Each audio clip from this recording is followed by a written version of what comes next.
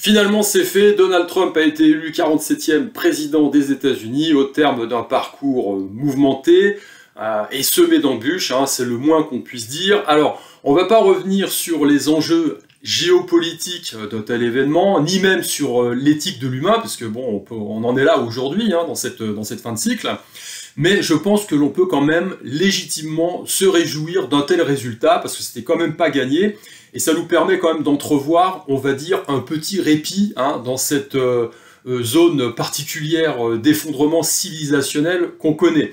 Alors, il y a quand même différentes leçons intéressantes à tirer de tout ça, qui sont quand même riches d'enseignements. Alors tout d'abord, on va quand même, encore une fois, comme je le dis, se réjouir un petit peu, en observant tout simplement les réactions. Alors on a quand même une grande partie de la population occidentale, hein, qui confirme ma théorie que j'ai déjà exposée dans plusieurs vidéos, et qui dit que, eh bien, au moins depuis 2020, on a quand même une séparation des âmes. Voilà, on a une fracture que l'on peut que constater, parce qu'on ne voit pas les choses de la même façon. Il y a une partie de la population qui n'est pas alignée, manifestement, hein, avec les électeurs de Trump. Voilà. Et comme j'ai envie de dire, tous ceux qui n'ont pas saisi l'occasion des fameux événements de 2020 avec le Coco Circus pour se réveiller un minimum par rapport à leur environnement, voir réellement, concrètement, dans quel environnement ils évoluent, eh bien, à mon sens, ça me paraît un peu tard maintenant. Hein. Ça me paraît un peu tard pour pouvoir, enfin observer la réalité telle qu'elle est, les forces de friction qu'on peut trouver un petit peu partout, et puis prendre les mesures qui s'imposent pour éviter de se prendre la vague quand ça va venir, hein, parce que voilà, je veux dire, on aura une réplique. Hein. 2020 c'était quelque chose, mais ça va à mon sens continuer. Hein. Donc ces gens-là sont complètement prisonniers maintenant du média vert et du narratif officiel qui leur est déversé à longueur de journée. Hein. Ils ouvrent la bouche béatement, ils gobent tout ce qu'on leur dit à travers les informations et les médias officiels. Donc c'est regrettable, mais c'est comme ça. Aujourd'hui, c'est difficile maintenant de vouloir éveiller une certaine partie de la population, c'est compliqué. Hein. C'est à mon sens de plus en plus difficile. Donc, qu'est-ce qu'on a? Eh bien, on va avoir justement, hein, sur ma gauche, eh bien, on a les gens qui sont contents de payer des taxes parce que ça permet de sauver le climat. Hein. Donc, au passage, ils applaudissent les mecs qui ont une empreinte carbone quotidienne qui est l'équivalent de plusieurs vies d'un plébéien. Mais bon, c'est pas grave, hein, c'est comme ça. Ils sont contents ils trouvent que Barack Obama est un bon président parce qu'il est noir, voilà. En France, eh bien, ils ont voté une deuxième fois pour le gendre idéal, hein. Pourquoi? Parce que c'est un Mozart de la finance. Alors, effectivement, il nous a collé quand même plus de 1000 milliards de dettes supplémentaires en 3 ans, mais ça, c'est un point de détail, comme dirait l'autre, hein. Donc voilà, ça passe à la trappe. Alors, c'est les mêmes qui restent chez eux pour sauver des vies, voilà, et puis qui font vacciner leurs mômes avec un produit transgénique dont on ne sait pas effectivement les tenants et les aboutissants, hein, mais c'est produit et poussé par Big Pharma avec les politiques, alors quand on connaît un petit peu les lobbies et leur puissance, enfin bref, mais bon, il faut quand même, voilà, ils font vacciner leurs mômes pour sauver papy-mamie, voilà, et puis, effectivement, quand ils vont prendre leur Starbucks, là, qui a pris 300% d'augmentation, eh ben, toute cette inflation, c'est la faute à Poutine. Voilà, c'est normal, c'est un dictateur. Hein.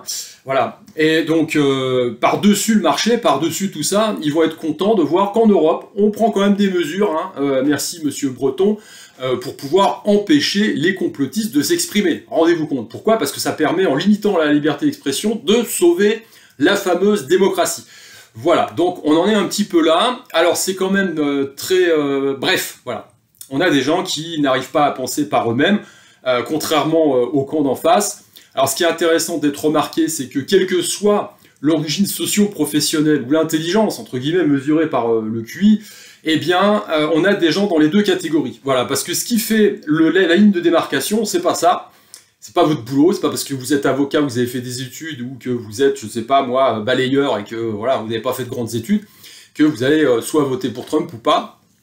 Non, la ligne de démarcation, c'est tout simplement des capacités psychologiques particulières qui ont été mises en évidence par les travaux de Milgram, hein, qui avait fait des petites recherches comme ça sur l'obéissance absolue à l'autorité, hein, voilà. Donc, et on se rend compte, tout ça valide finalement ces travaux, hein, qui précisaient qu'il n'y avait que 20%, finalement à peu près 20% d'une population donnée qui a les capacités psychologiques eh bien, de penser par elle-même, d'ailleurs de prendre des sources d'informations différentes, de faire l'effort de se faire son propre avis personnel, sans devoir suivre absolument le troupeau et la doxa officielle en récupérant les éléments de langage qui lui sont déversés dans le crâne à longueur de journée à travers les médias dits officiels, et qui sont capables de résister, tout simplement, qui sont capables de résister à l'arbitraire, parce que, voilà, quand on dézoome un maximum et qu'on en est là, l'homme étant ce qu'il est, avec les moyens technologiques dont on dispose, les gens qui tiennent le pouvoir veulent rester à leur place, et puis il y a cette envie totalitariste qui titille l'humain depuis la nuit des temps.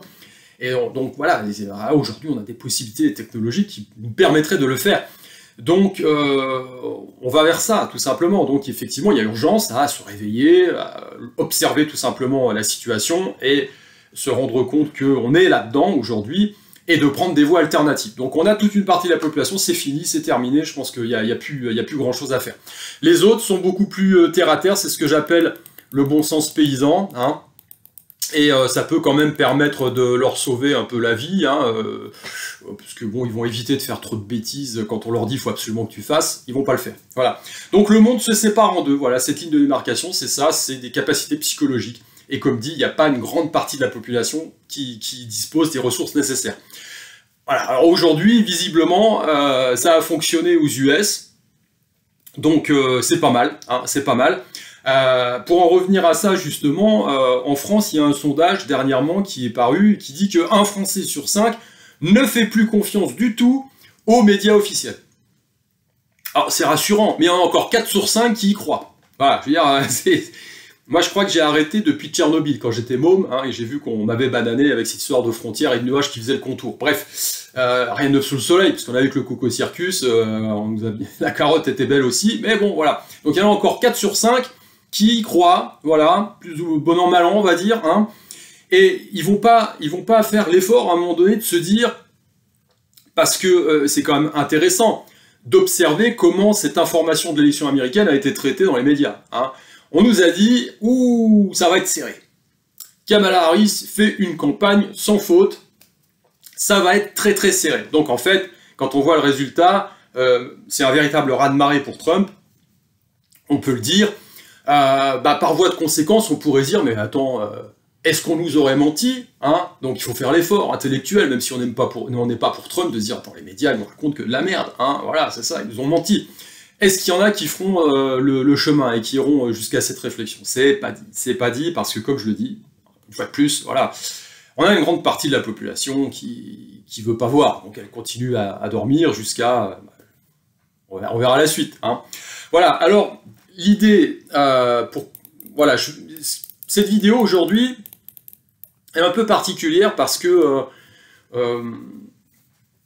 Moi, je me réjouis de cette élection, bien évidemment. Pourquoi? Parce que c'est l'empereur, c'est l'empire, et que je considère que on est quand même dans une zone du cycle qui est un effondrement civilisationnel, et ça me fait quand même penser un petit peu à l'Empire romain qui commençait à s'effondrer, la fameuse crise du IIIe siècle après Jésus-Christ. Je parle pas de 476 où c'était l'effondrement final, la ville est brûlée, le barbare repart, il n'a pas pris la couronne impériale parce que Rome ne fait plus rêver. Il y a eu toute une période d'une centaine d'années où on a eu une succession d'empereurs qui étaient complètement... c'était des pantins, quoi, tout simplement. Et il y a eu un empereur qui a, à un moment donné, freiné la chute, qui a redonné un petit peu de lustre avant que ça se pète complètement la gueule. C'est des schémas classiques, qu'on observe par exemple en bourse, c'est ce qu'on appelle le dead cat bounce, c'est... Tout simplement, ils commencent à chuter, puis hop, il y a un petit rebond, un petit sursaut, on se dit, ah putain, ça va remonter, puis non, en fait, ça finit par s'effondrer.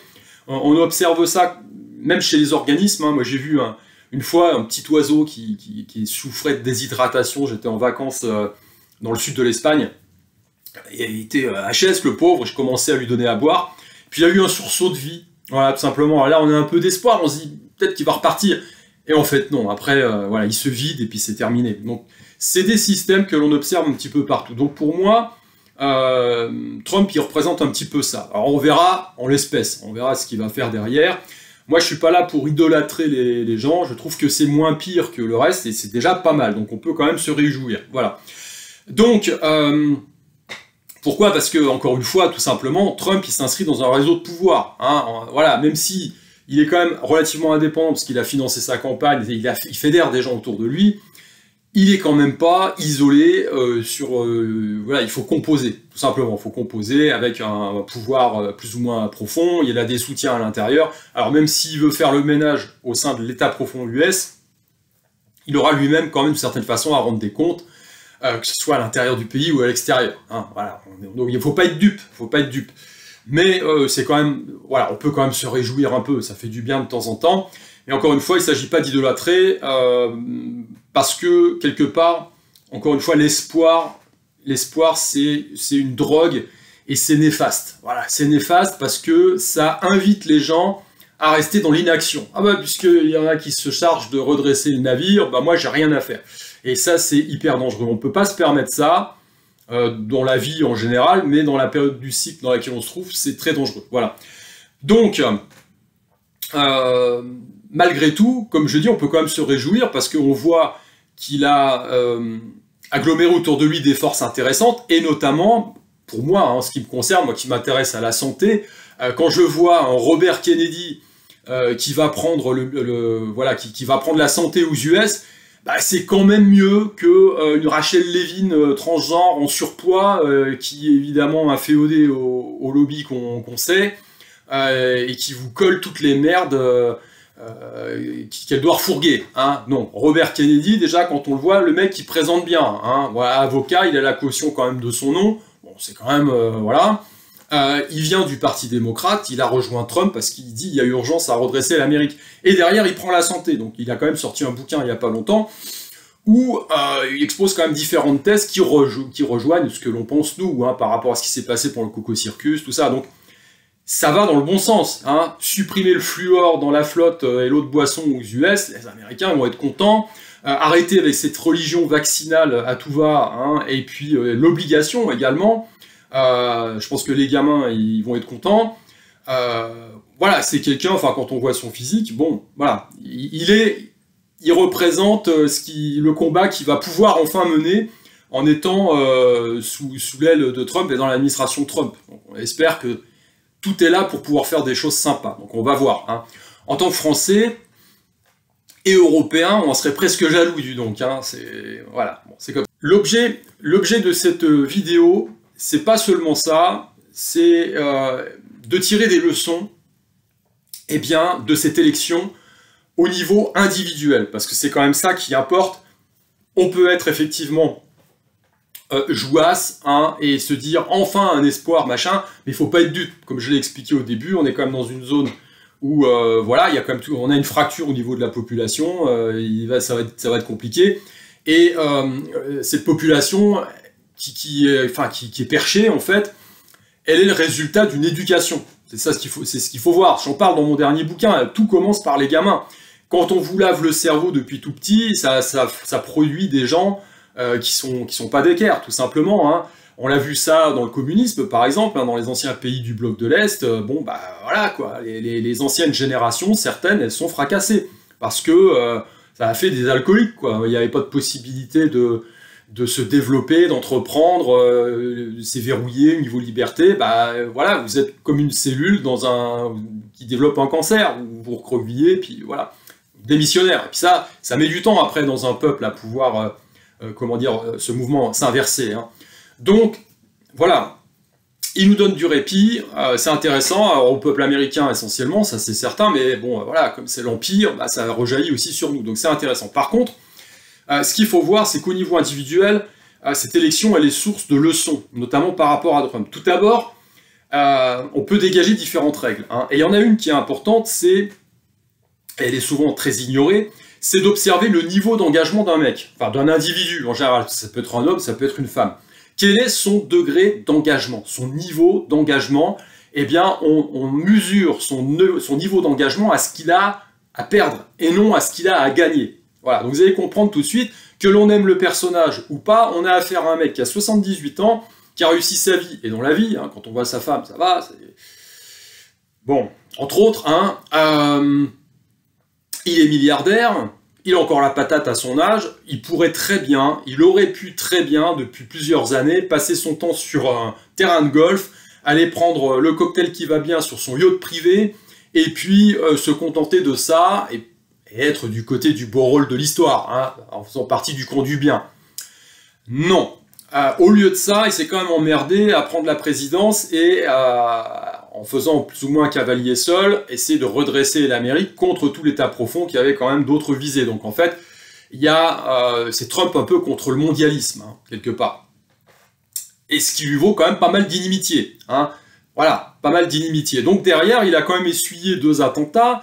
Il s'est fait prendre tout le système américain, le système judiciaire américain sur le dos, donc il risquait à un moment donné même de faire de la prison, hein, on lui a collé des amendes, etc. Donc c'est vraiment un niveau d'emmerdement assez important, hein, assez important. Donc il n'avait rien à gagner à prendre la présidence. Alors peut-être pas la 2e fois, parce que après c'est une question de vie ou de mort. C'est-à-dire quand vous vous lancez dans la bataille, il vaut peut-être mieux à un moment donné, effectivement, reprendre le leadership pour garder le contrôle. Sinon, vos ennemis vous tuent. Hein. Donc on peut comprendre. Mais la première fois, voilà, il est quand même animé d'une volonté certaine. Je pense qu'il aime son pays et il a une vision pour lui qui n'est pas du tout celle de nos mondialistes du WEF, par exemple. Du moins, je pense, je suppose. Hein. Donc, voilà, on mesure son niveau d'engagement à la façon dont le mec peut perdre beaucoup dans l'histoire. Lui, il n'a rien à gagner. Hein. C'est pas un fonctionnaire français qui se lance dans la politique en prenant sa carte de socialiste à l'époque de Mitterrand pour être peinard. Hein. C'est pas du tout le même format. Voilà. Alors, d'autre part, on peut rebondir aussi sur une 2e loi qui est intéressante à être notée, à être remarquée. C'est qu'il faut toujours observer ce que les gens font et non pas ce qu'ils disent. Parce qu'on est quand même un petit peu champion hein, en écoutant effectivement le média vert, hein, que ce soit sur la télé, sur les ondes ou même sur Internet. On crée une réputation à des gens et puis on les voit comme le diable. Hein. Il y a quand même des gens aujourd'hui qui ont peur, attention. Alors qu'on était quand même au bord d'une 3e guerre mondiale, que Trump fasse n'importe quoi, parce qu'il est fou. D'accord. Alors, il faut quand même observer ce qu'il a fait. Hein. Dans le 1er mandat, il a fait sauter 2 hangars. Il a fait que ça, je veux dire, au niveau mondial, hein, puisqu'on parlait de guerre, justement, hein, contrairement aux Bush et Obama, qui ont foutu un petit peu le bordel partout. Je pense que les Syriens, les Libyens, les Irakiens, tout ça, ils doivent les remercier tous les jours, hein, ils doivent remercier ces sauveurs de l'humanité tous les jours. Quant à Trump, lui, il a fait sauter 2 hangars pour, encore une fois, sans doute donner des garanties à l'État profond, peut-être, hein, dans son pays. Ça lui a coûté d'ailleurs son prix Nobel de la paix. Voilà, je pense que s'il avait détruit plus de pays avec les populations qui vont bien, hein, il aurait été en bonne voie d'avoir lui aussi la fameuse récompense. Parce que c'est quand même le seul président américain des 80 dernières années qui n'a pas eu le prix Nobel de la paix, et c'est le seul qui n'a pas été engagé dans des guerres sans fin. C'est quand même assez intéressant. Donc du coup, ça laisse augurer, on peut avoir cet espoir, ça peut laisser augurer de bonnes choses, notamment au niveau de la guerre en Ukraine, parce que il y a de fortes chances qu'entre gens intelligents, ils rencontrent Poutine et puis ils négocient ça, hein, comme on le fait dans les affaires. Tu veux quoi? Moi je veux ça, machin, etc. On arrive à une cote mal taillée, mais derrière on va peut-être économiser des vies précieuses. Donc ça serait quand même cool, hein, plutôt de continuer à alimenter cette guerre de façon, on va dire, artificielle, hein, parce que bon, l'Ukraine c'est une grosse lessiveuse à pognon, ça intéresse beaucoup de monde. Non, bah ça serait peut-être bien de mettre un terme à cette guerre fratricide. Donc là, ça laisse quand même entrevoir de belles perspectives à ce niveau-là.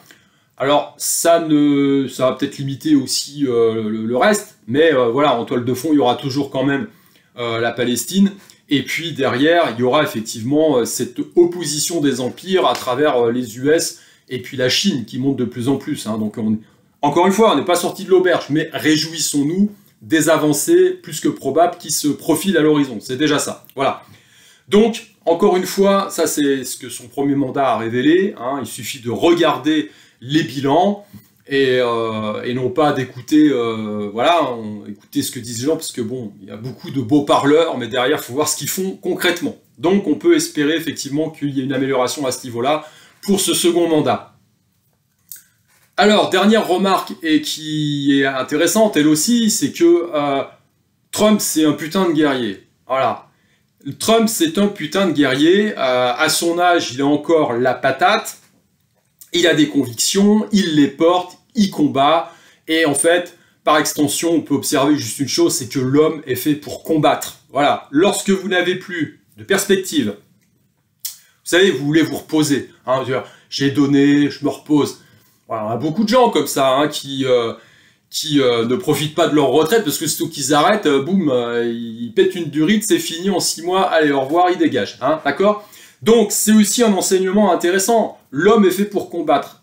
Trump, c'est un guerrier, c'est un combattant. Il combat, il a des convictions, il y croit à fond, il se jette à fond dans la bagarre. Et malgré son âge, eh ben, il est toujours d'équerre et il y va. Donc, en fait, qu'est-ce que ça veut dire? Ça veut dire qu'il est dans un cercle vertueux. Il s'inscrit lui-même dans un cercle vertueux où il a une mission de vie qui est puissante. Je rappelle quand même que, voilà, à son niveau, il pourrait être peinard et puis pas s'emmerder avec tout ça. Non, le combat le tient, le combat le nourrit. Alors ce que je dis pour lui, c'est encore une fois, hein, ça c'est des enseignements qu'il faut retirer pour nous-mêmes. C'est ça qui est intéressant parce que au final, voilà, on est tous distincts. Hein, Trump c'est bien, mais moi ce qui m'intéresse c'est de tirer des enseignements pour moi-même. Et je vous invite à faire la même chose de votre côté. Donc ces fameuses lois là que je viens de détailler et cette remarque que je fais sur le caractère de combattant de Trump, il faut que vous la fassiez de votre côté. Hein. C'est important. C'est une leçon de vitalité, tout simplement. Il se nourrit de ça. Il se nourrit de ça, et je pense effectivement que l'homme est un guerrier et que l'homme doit mourir sur un putain de champ de bataille et non pas dans son pieu couvert de pisse. Voilà, tout simplement. Quand vous avez des convictions qui vous tiennent, des convictions qui vous portent, qui vous transportent, vous atteignez une forme de transcendance et ça vous donne de l'énergie. Voilà, c'est comme une dynamo. Des fois, on est fatigué. Et puis on se met en route, on commence à faire quelques mouvements, la chaleur envahit le corps, et puis on a envie d'en faire beaucoup plus. Et puis on se termine, au bout d'une heure, on a fait un des meilleurs entraînements de sa vie. Bah là, c'est exactement pareil. Il nous donne une superbe leçon de vie, hein, tout simplement. Retenez ça, l'homme est un combattant, Trump le montre. Et le combat juste, hein, le combat qui tient aux tripes, eh bien, nourrit l'individu, tout simplement. Ça vous porte, ça vous donne de l'énergie. Voilà. Alors on peut même aller plus loin dans la remarque hein, et aller vers des choses un petit peu plus spirituelles. Quelque part, ce mec-là, il est tellement en mouvement, il génère tellement de vibrations autour de lui qu'il va tordre la matrice. Qui aurait pu prédire qu'il devienne président une seconde fois des US, avec tous les casseroles qu'on lui collait derrière. Et puis les forces de friction importantes. Hein, parce que bon, c'est bien en face que... voilà, on fait venir des flots de migrants pour leur donner effectivement la possibilité de voter. Le vote électronique permet de bidouiller un tas de trucs. On a bien vu en 2020, je crois, hein, comment ça s'est passé. Malgré tout, il est à nouveau président des US. Il a échappé à 2 attentats. Hein. Je vous renvoie à cette fameuse image où il avait l'oreille en sang il n'y a pas encore si longtemps que ça. Donc, quelque part, alors là, on est dans du spirituel, hein, mais, et ça transpire dans les textes à travers le témoignage d'autres guerriers célèbres de l'histoire qui ont déjoué des attentats parce qu'ils avaient une mission quelque part, il y a autre chose, peut-être une mission divine, je sais pas, mais tant que cette mission elle n'est pas remplie, eh bien vous êtes protégé. Donc quelque part, le guerrier et sa force de caractère réussit à tordre cette putain de matrice pour la mettre à son service. Et moi, c'est comme ça que je le ressens quand je vois cette victoire aujourd'hui qui me paraissait quand même plus que tendue, hein. Donc c'est intéressant, à notre niveau, c'est pareil. Voilà, remettez ça à votre niveau. Si vous avez une mission de vie en laquelle vous croyez, mais plus que c'est du ressort de la foi, hein, c'est pas croire comme je crois 5 minutes, je crois plus après. Non, c'est dans le christianisme, on dit vous allez déplacer des montagnes si vous avez la foi. Bah, c'est un peu ça. Donc quelque part, c'est la sensation que j'ai quand je vois cet homme aujourd'hui, à l'âge qu'il a, son statut et par là où il est passé, parce qu'il faut quand même avoir des baloches bien accrochées, je pense. Hein. Et voilà, il a réussi à tordre la matrice. Donc c'est quand même assez incroyable. Donc ça veut dire quelque part qu'il a un rôle à jouer. Il a un rôle à jouer dans cet échiquier hein, du drame humain qu'on répète sempiternellement à travers chaque cycle. Hein. Donc on va bien voir ce que ça va donner. Alors pour conclure cette vidéo, eh bien, je vais encore une fois rester là-dessus. On peut se réjouir, ça fait du bien, on en a besoin, parce que bon, voilà, les nouvelles sont pas toujours excellentes, mais là on peut se réjouir à différents niveaux. Hein. On se dit qu'au niveau de la paix mondiale, ça peut être que positif. Au niveau de la santé et de la liberté d'expression, de la liberté en général, ça ne peut être que positif. Ça va galvaniser les troupes derrière, donc les gens qui ont une vision plus traditionnelle, ça va peut-être les galvaniser aussi. Et puis à travers le personnage lui-même, on a effectivement différentes lois, hein, dont j'ai parlé juste avant là, qui sont transposables et qui nous donnent des enseignements, qui les confirment, hein, tout simplement, parce qu'on a d'autres témoignages dans la vie de guerriers, d'autres guerriers, hein, qui, par leur mode de vie et par leurs actions, nous ont donné la voie, tout simplement. Et moi, ce que j'ai envie, c'est effectivement, au-delà de cet événement ponctuel à haut niveau, eh bien, c'est que l'on redescende dans le microcosme et puis que chacun d'entre nous ressente cette capacité, cette énergie qui est au fond de nous, c'est de réveiller cet esprit guerrier qui sommeille pour finalement combattre, parce que c'est notre mission, on n'a pas d'autre choix, et qu'en même temps ça nous nourrit, et que derrière on peut tordre la matrice. Voilà. On peut tordre la matrice et tendre vers un idéal qui nous est propre. Voilà, donc je pense que c'est le message qu'il faut sans doute retenir de tout ça. Et puis pour le reste, eh ben, on va voir comment ça va se dérouler. Qui vivra verra, hein, c'est toujours cet adage-là, et on ne jugera que sur pièce, hein, pas par rapport à ce que les pleurnicheuses derrière nous racontent. On jugera effectivement sur pièce de ce qui est réellement fait. Voilà, en attendant, eh bien écoutez, œuvrez à votre résilience personnelle, faites du sport, voilà, cultivez votre mental, encore une fois, au quotidien, tout ça crée un cercle vertueux sur la base d'une assise spirituelle forte. Au passage, merci encore une fois à ceux qui m'ont fait confiance en achetant en prévente mon prochain ouvrage.